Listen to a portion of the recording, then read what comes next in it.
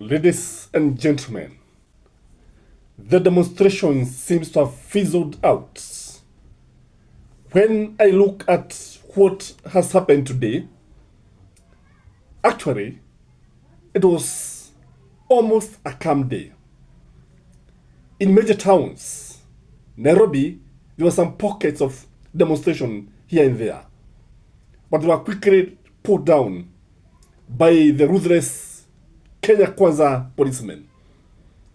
I looked at other major cities like Nakuru, Mombasa. There was nothing at the coast. Nyanza, that is Kisumu, and other counties in Nyanza, nothing actually happened. It was business as usual.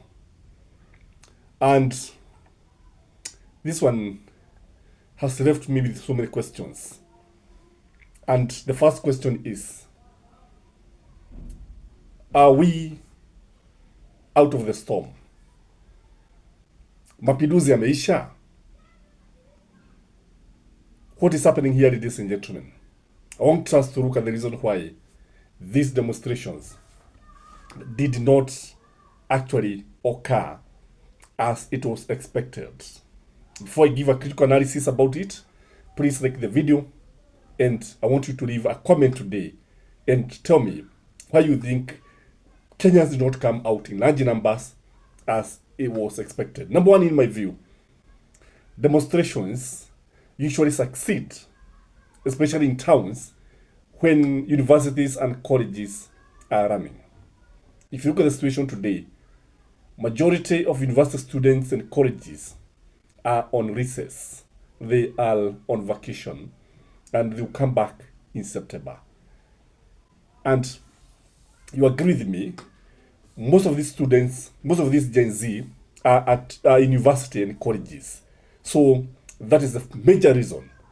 And we might see a different thing, because if what they have been doing is anything to go by, they came the sabasaba, then nane, kile kingine ambacho tunajua, kulikuwa na kitu ambacho kilikuwa kinaitwa kumi during the second liberation. So they are likely to come with the kumi. And kumi could be fireworks. Number two, in my view, demonstrations were very much affected. This liberation, call them the liberation by the Gen Z, was so much affected by the broad-based government. I don't know whether it is broad-based corruption or broad-based government, because when you look at it, Raila Amolo Odinga's cooperation with William Samoei Ruto affected these movements. In fact, if you look at Raila Amolo Odinga benefited so much, and ODM in particular, benefited so much from Gen Z demonstrations by having his people in government. So the fact that people feel that Raila is there, Raila is now in government, this country without the support of Raila Amolo Odinga, it may become very, very difficult, because do you expect Stephen Kalonzo Musyoka to lead demonstrations? The only person I believe can lead demonstrations is Martha Karua, and maybe labda watu kama Wajakoya, and watu kama Babu Owino, Sifuna, such can lead, but Kalonzo cannot lead. And that's why you see Martha Karua here appearing in Nairobi. You can see her walking very fast in this video with audio huyo sasa. Now, I don't think people are very keen now to come out when Raila is supporting the government. Number three, in my view, when you look at the coast and Nyanza, I was interviewing some guys from the coast, and they were telling me that people are no longer interested with maandamano at the coast, especially with Joho there. Unajua wanasema Joho yuko katika serikalini, and and also Nyanza, you see, that's why you see Kisumu did not come out. See, Nyanza, Luo Nyanza did not come out, and in the past, Luo Nyanza has been on forefront when it comes to the liberation of this country. They were there during the wakati kufukuza mzungu, walikuwa pale. They were there even during the second liberation. They were there even 2022, after the elections were rigged. They were there. And we saw Raila Odinga, even his life, actually, he said that his life was actually in danger when his vehicle was sprayed with live bullets, you remember. So the fact that the cost is not there, the fact that Ruo Nyanza is not there, it means that these demonstrations are fizzling out. The other thing is that I'm looking at the way the police approach these demonstrations, and one thing they did, because the plan was that the Gen Z would come and camp in Nairobi. What happened is that they were able to block the Wayaki way.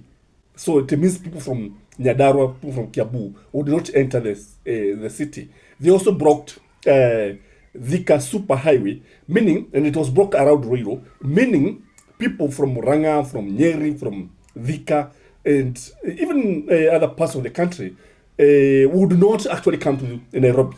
So the roads were completely blocked. And you see how many people live in the city, within Nairobi city. Very few. Most of the people live in the estates. And when this happens, you see, it is likely to affect the demonstration. Something else is that when you look at the people who are demonstrating, you realize that, any demonstration, because these are activities, they require some finances, by the way. Majority of these people who are demonstrating, majority of the Gen Z are jobless. Majority of even the millennial guys, most of them are jobless.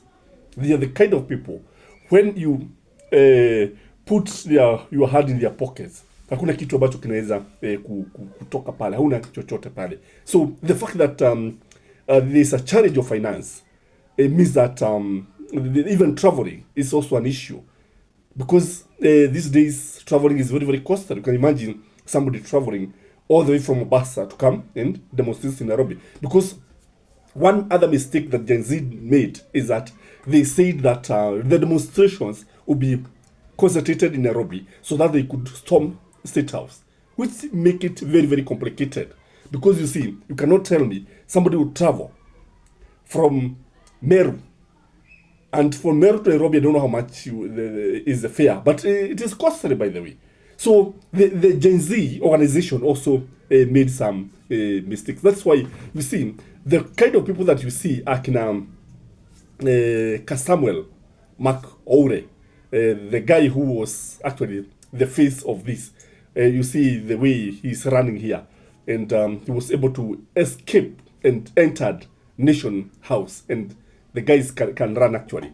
He was able to run for his dear life. So what Gen Z need to do, because you say that you may win the battle, but you lose the war.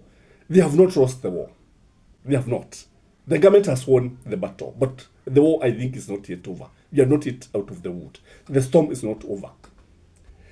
I think they should, one, register and take IDs en masse, such that if everything fails, they can be able to remove William Samoei Ruto from the ballot. And that would be the easiest way, by the way, though time consuming.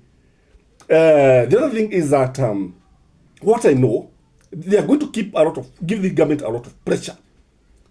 The government will get a lot of pressure from Gen Z, because if you listen to even William Samoei Ruto, when he was talking, he's now very much aware that too much is expected of him. And he also knows that the Gen Z are restless. He knows very well that people are not just going to watch and see the country going to the dogs.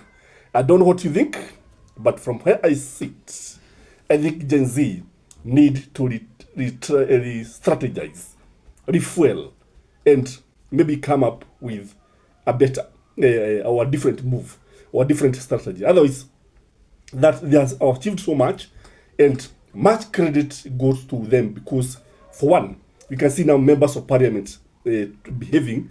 We can see some of them, even that opulence, one feature, that we expect even William Samoei Ruto to address the corruption, although we may not expect so much because of obvious reasons. And that is my take, ladies and gentlemen. As usual, please like this video and enjoy your evening. Bye-bye.